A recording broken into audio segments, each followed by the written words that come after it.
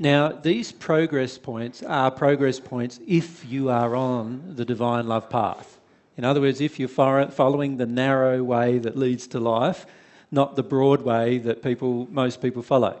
You can make transitions here on the natural love path, but they won't be transitions into the same states. When I say that, what a lot of people on the natural love path to make this transition is they get to ignore their fears so much that they now believe they have no fear.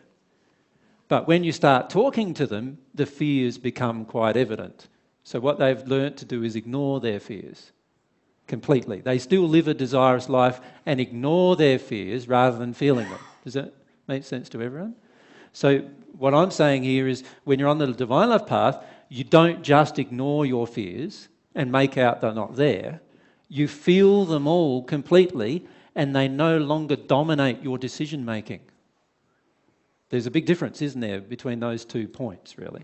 So it's very, very important to understand we're not going through this process of ignoring fear or making out we don't have any anymore. What we're doing is we're feeling our fears. We still feel them. We still completely engage them when they come, but we don't let them dominate the decisions about our desires in our life. We don't let them influence our desires. Yeah. They don't control my life anymore. You follow me?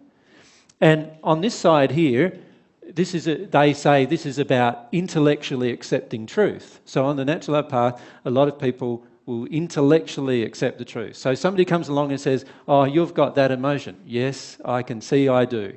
I'll release that to God and it should be gone by then. Or some other term they might use, some other natural love technique.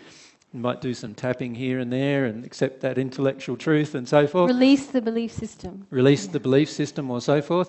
But in the end, if it's not done emotionally, you are not on the divine love path. And what I'm saying to you is when you make this switch and this switch from an emotional perspective, from that moment on, both of these switches once they're made, from that moment on, no one will ever affect your relationship with God again. No one will ever be able to control your relationship with God again. No one will even control your relationship with yourself again.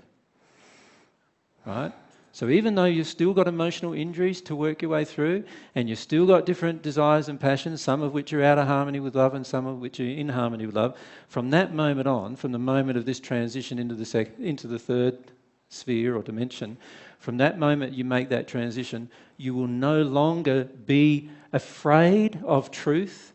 You will always be desirous of it. You will want to live in it every day. It will become the primary driving factor of your life. Right? Now, for many, there is still a lot of denial of fear, so therefore fear does dominate our life.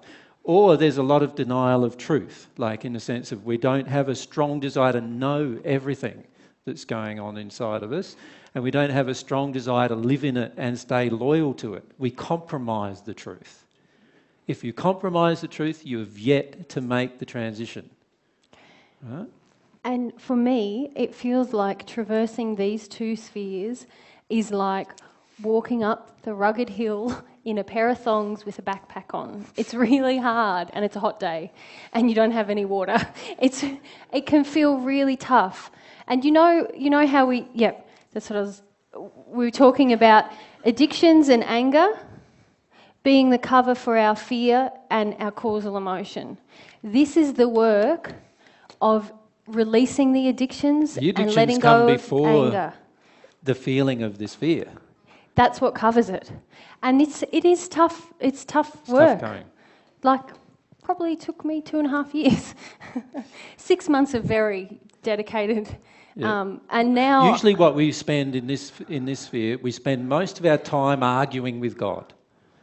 So I don't want to do this. This is all too hard. This is stupid. I don't want to have to deal with these addictions. And you feel a bit of a rage. And they're not even really addictions anyway. Everyone else has got them. Why can't I keep them? God should have made a different system. Yep. Right? And God doesn't know what she's doing after all. Let's face it.